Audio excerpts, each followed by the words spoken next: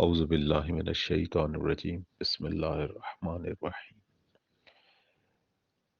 الحمد للہ رب العالمین والصلاة والسلام علی محمد وآلہ طاہرین سیما بقیت اللہ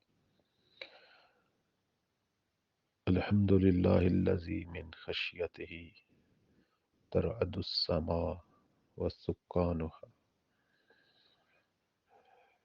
پروردگار کی حمد و ثنا کہ جس کے خشیت اور خوف سے آسمان اور اس کے رہنے والوں کی گرج بلند ہوتی ہے۔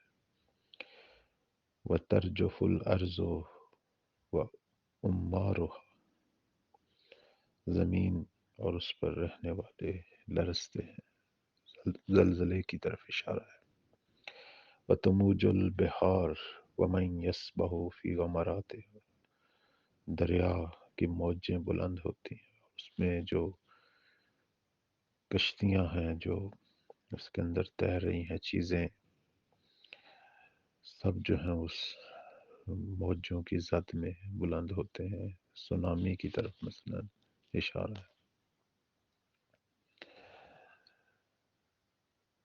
کائنات کے اندر یہ جتنے بھی بڑے بڑے حوادث ہیں، جیسے آسمان سے بجلیاں گرنیاں، گرج کی آوازیں آنی جس سے دل لرزتے ہیں، زمین میں زلزلے، بڑے بڑے گڑھے پیدا ہونا، مخلوقات کا خوف خدا سے ان حوادث سے لرزنا، سمندروں دریاؤں میں سیلاب آنا، موجیں، بڑی بڑی موجیں سونامی کی شکل جب آتی ہیں تو بڑے بڑے حادثات پیش آتے ہیں۔ زمین میں زلزلوں کی وجہ سے بسا اوقات آتش فشاں کھل جاتے ہیں۔ دنیا میں یہ جتنے بھی حوادث ہیں، طوفان ہیں، زلزلے ہیں، یہ ساری چیزیں پروردگار کی ایک معمولی سی قدرت کا اظہار ہے، اس قادر مطلق کی۔ ویسے تو یہ ساری چیزیں تسبیح کر رہی ہیں، یہ ان کی تسبیح ہے۔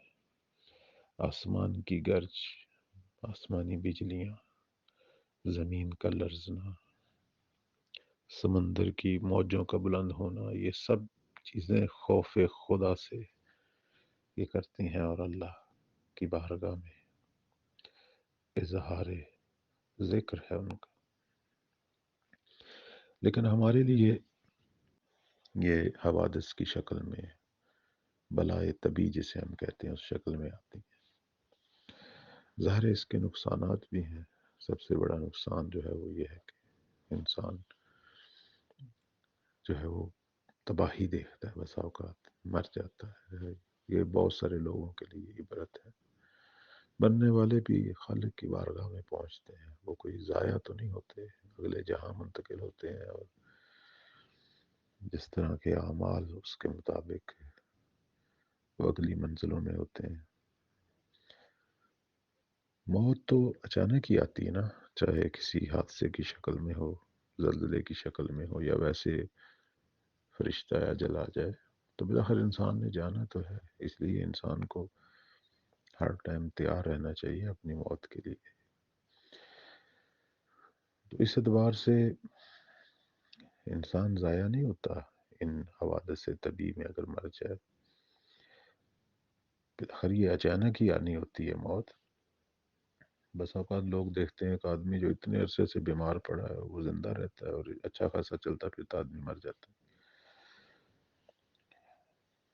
اصل بات یہ ہے کہ یہاں انسان خدا کی قدرت کو دیکھے اور اس پہ یقین پیدا کرے۔ بلاخر یہ توجہ دلا رہی ہیں اللہ کی طرف کہ تو بس اوقات کس بات پہ اکڑ رہا ہوتا ہے، تھوڑے سے مال، تھوڑی سی زمین کا ایک ٹکڑا، چند چیزیں، کوئی گاڑی، کوئی چیز، کس چیز پہ اکڑ رہا ہے؟ پوری زمین جو ہے، اس کو اگر آپ نظام شمسی میں دیکھیں یا اپنی کہکشاں میں دیکھیں، نظام شمسی میں تو ایک چھوٹی سی گیند کی شکل میں نظر آتی ہے، لیکن اگر کہکشاں میں دیکھیں تو یہ زمین کہ جس کی گہرائی 6400 کلومیٹر ہے، گہرائی اس کی، لمبائی چوڑائی تو بہت زیادہ ہے، گہرائی یہ جو گیند ہے، گیند کی شکل میں ہے، اس کی صرف گہرائی جو ہے وہ 6400 کلومیٹر ہے۔ یہ زمین اگر اپنی اس کہکشاں کے اندر ہم دیکھیں تو ایسا نظر ہی نہیں آتی، ہم دیکھے ہی نہیں جاتے۔ تو وہاں زمین کہاں ہے اور پھر اس کے اندر جو رہنے والے لوگ، انسان کہاں ہے؟ خالق کی یہ کائنات بڑی وسیع ہے، اور یہ ایک کہکشاں ہے، اس طرح کی ہزاروں کروڑوں کہکشائیں۔ خالق کی قدرت اور اس کی طاقت اتنی بڑی ہے، اور ہم کس بات پہ اکڑتے ہیں، تکبر کرتے ہیں، سرکشی کرتے ہیں؟ یہ ایک موحد آدمی کی توجہ کے لیے کافی ہے جس نے درس توحید لینا ہے۔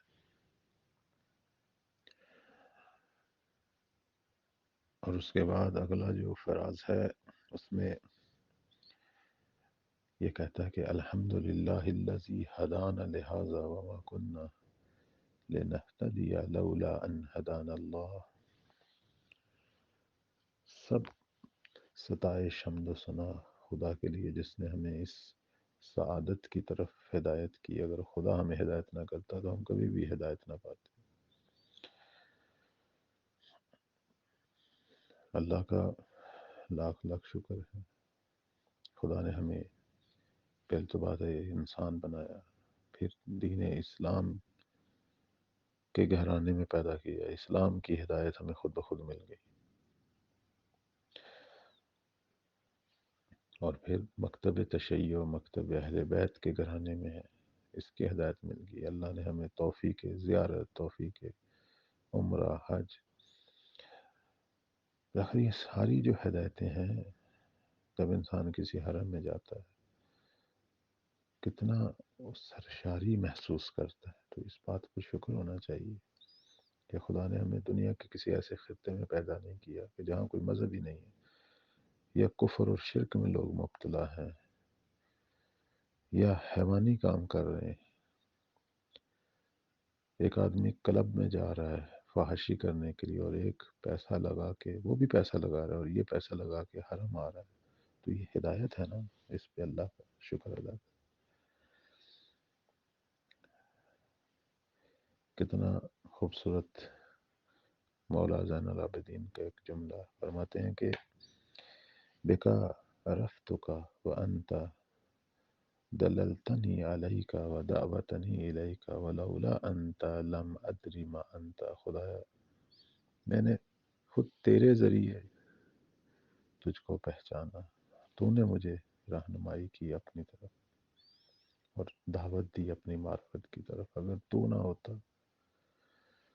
تو میں اصلا تجھے نہ پہچانتا، اصلا توحید کے مرتبے تک نہ پہنچتا۔ تو ہم جس دین میں ہیں، جس مکتب میں ہیں، جس گھرانے میں ہیں، اس پر یہی کہنا چاہیے الحمدللہ الذی ہدانا لہذا، اور شکر ادا کریں۔ اور کوئی ایسا کام نہ ہو کہ پھر مذہب سے نکل جائیں۔ بہت سارے لوگوں کو ہم دیکھتے ہیں مذہب سے نکل گئے، دشمن بن جاتے ہیں اپنے مذہب کے۔ کیوں؟ ایسے گناہ ہیں کہ جن سے یہ نعمت چھین لی جاتی ہے۔ اس لیے ہم دیکھتے ہیں کہ دعا کمائل میں مولا فرماتے ہیں کہ اللہم اغفر لی الذنوب التی تغیر النعم، نعمتیں چھین لیں۔ ایک نعمت یہ بھی ہے، نعمت ہدایت سب سے بڑی نعمت ہے۔ امیر المومنین کا صاحب بھی تھا قاضی شرح، لیکن نتیجہ کیا ہوا؟ آخر میں کہاں پہنچا؟ ہدایت سے نکل گیا۔ لازم نہیں ہے کہ جو دن آج ہم گزار رہے ہیں کل کا دن بھی ایسا ہوگا۔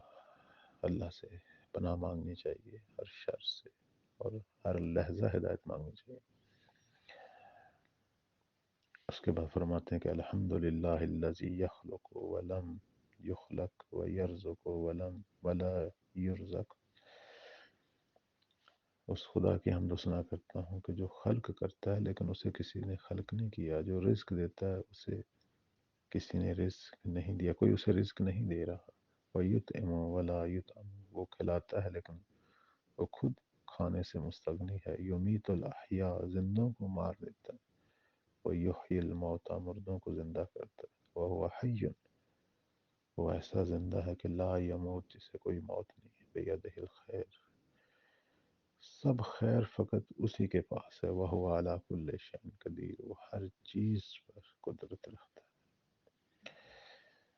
پروردگار وہ خالق ہے کہ جسے کسی نے خلق نہیں کیا، اور وہ رازق ہے جو خود روزی کا محتاج نہیں۔ وہ کھلاتا ہے، پوری دنیا کو کھلا رہا ہے۔ پتھروں کی اندر جو کیڑا ہے، جہاں تک انسان تصور بھی نہیں کر سکتا، وہاں بھی وہ اس کیڑے کو کھلا رہا ہے۔ دریاؤں سمندروں کی تہوں میں بیٹھے جانوروں کو وہ کھلا رہا ہے، ہواؤں میں، ہر جگہ تصور کر۔ اور یہ وہ ذات ہے کہ جو زندوں کو موت دیتی ہے، وہ زندہ کتنا بھی بڑا، کتنا بڑا بھی بادشاہ، جب موت آتی ہے تو پتہ بھی نہیں چلتا۔ حضرت سلیمان علیہ السلام بہت بڑے بادشاہ تھے، پیغمبر بھی تھے، بادشاہ تھے۔ اتنی بڑی بادشاہی، جن و انس، پرند چرند، سب پر بادشاہی۔ ایک بہت بڑی بلڈنگ بنا رہے تھے، محل بنا رہے تھے جنات کے ذریعے، اور خود ایک عصا کے ذریعے دیکھ رہے تھے۔ اسی حالت میں کھڑے، عصا پر سہارا لیے کھڑے ہیں، موت آ گئی، اللہ نے مہلت نہیں دی کہ بیٹھیں لیٹیں۔ خدا ہے، جب چاہے جتنا بڑا بھی عظمت کا مالک ہو زندہ، اسے موت دے دیتا ہے اور مردوں کو زندہ کر دیتا ہے۔